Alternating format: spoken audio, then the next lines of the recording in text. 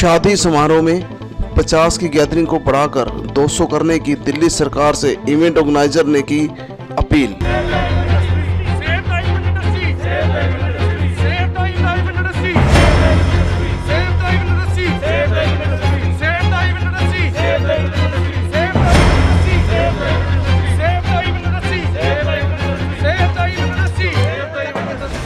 मैं चाहूँगा जितने भी हमारे कलाकार आर्टिस्ट लॉबी जितनी भी है, मेरी उनसे हाथ जोड़ के रिक्वेस्ट है कि सबसे जल्द से जल्द आपस में जुड़ें।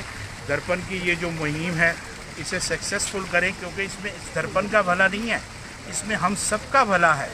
एक कलाकारों के लिए इन्होंने बहुत कुछ सोचा, इवेंट्स के लिए बहुत कुछ सोचा, और मैं इनको दिल से धन्यवाद देता हूँ कि आपने इतना बड़ा कार्यक्रम आज आयोजित किया। सब कलाकारों को, सब ऑर्गेनाइजर्स को, सब साउंड से लेके एलईडी जितने भी हम दिल्ली के काम करने वाले लोग हैं, सब इकट्ठे हुए हैं। और इसी तरह आप बढ़ते रहें और आगे चलते रहें बस।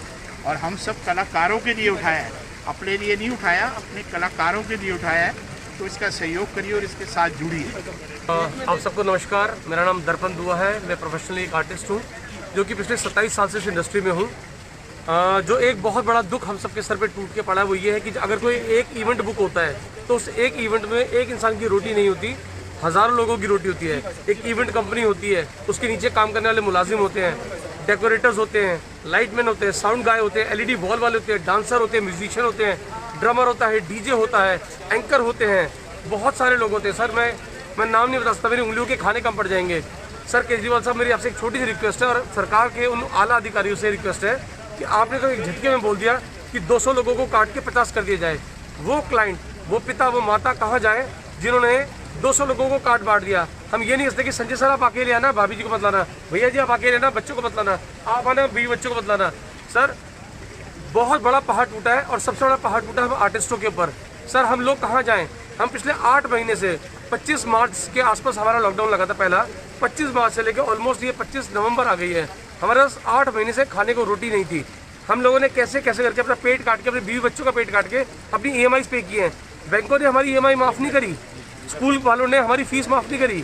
सर हम बहुत टूटे पड़े हैं, हमें आपके सहारे की बहुत सख्त ज़रूरत है। जो कैपिंग आपने गेस्ट्स की गई है फ्रॉम 200 to 50, उसको प्लीज़ वापस रिक्वेस्ट कर रहे हैं, 200 वापस कर दीजिए प्लीज़। सर हमारी आपसे छोटी सी रिक्वेस्ट है, हम सबका पेट, हमारे सबकी रोजी रोटी सिर्फ उसी चीज़ से जुड़ी है। और ये आपके खुद के वर्ड्स थे, हमें कोरोना के साथ जीना सीखना है। सर कैसे जिएंगे?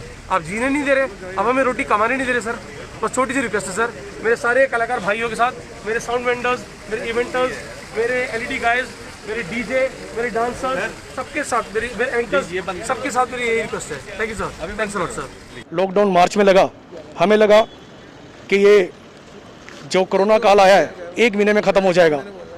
हम लोगों ने कहा चलो कोई बात नहीं, 1 महीने नहीं काम करेंगे कि रोटी हमारी चल जाएगी।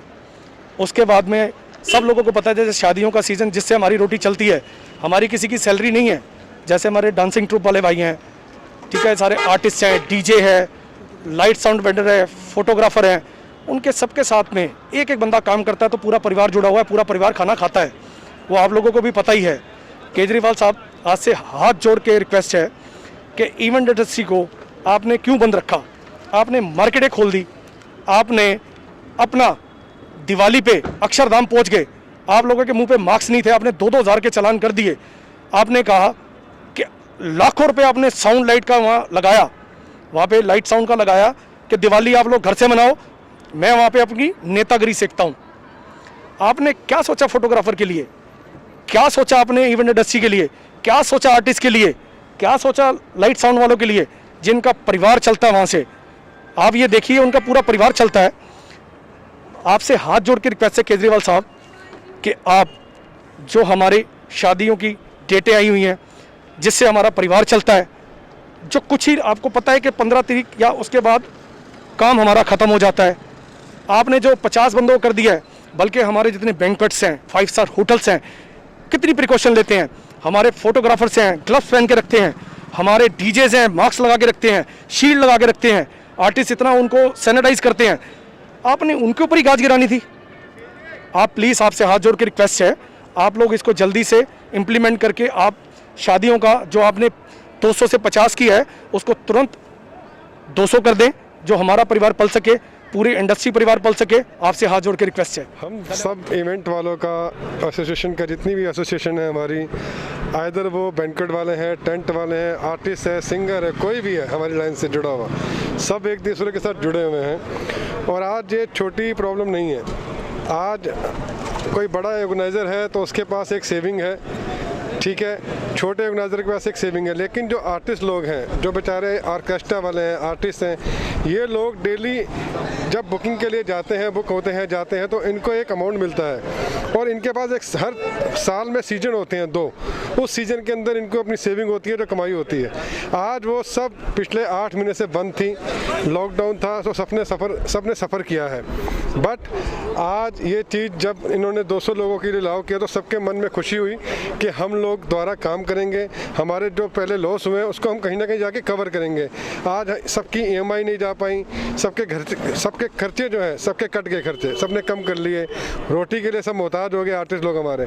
तो आज जब ये दोबारा रीओपन हुआ तो 200 लोगों के लिए इन्होंने जब अनाउंस किया, तो चाहे वो हमारा कोई क्लाइंट हो, उसने 200 लोगों की बुकिंग के लिए होटल में जाके बुकिंग कराई, होटल ने भी बुकिंग करी, आर्टिस्ट ने भी बुकिंग करी। बट आज इन्होंने इमीडिएटली ये एक्शन जो इनको आज से 2 महीने पहले लेना चाहिए था, जब पहले अनाउंस करते कि 50 लोग रहेंगे, जब 50 लोग थे तो सबकी प्लानिंग वैसे हो रही थी। जब 200 लोग इन्होंने जब अनाउंस किए तो उसके अकॉर्डिंगली सबकी प्लानिंग हुई। अब जब प्लानिंग सबकी हो चुकी है, एडवांस जा चुके हैं, कहीं ना कहीं क्लाइंट ने भी पैसा दिया हुआ है, आर्टिस्ट को भी पैसा गया हुआ है, इवेंट ऑर्गेनाइजर ने भी पैसा लिया हुआ है, तो सबके लिए प्रॉब्लम खड़ी हो गई है। तो अब हम ये लोग जो चाहते हैं कि जो इन्होंने ये जो रूल पास किया है 50 लोगों का, इसको वापस किया जाए और हम सबको ये जो हमारा सीजन है 15-20 डेटों का 13 दिसंबर तक हमें इसको रीओपन किया जाए और हम सबको काम करने की इजाज़त दी जाए। ये हमारा सबका एक ही एजेंडा है, केजरीवाल जी से और LD साहब से और अमित शाह जी से।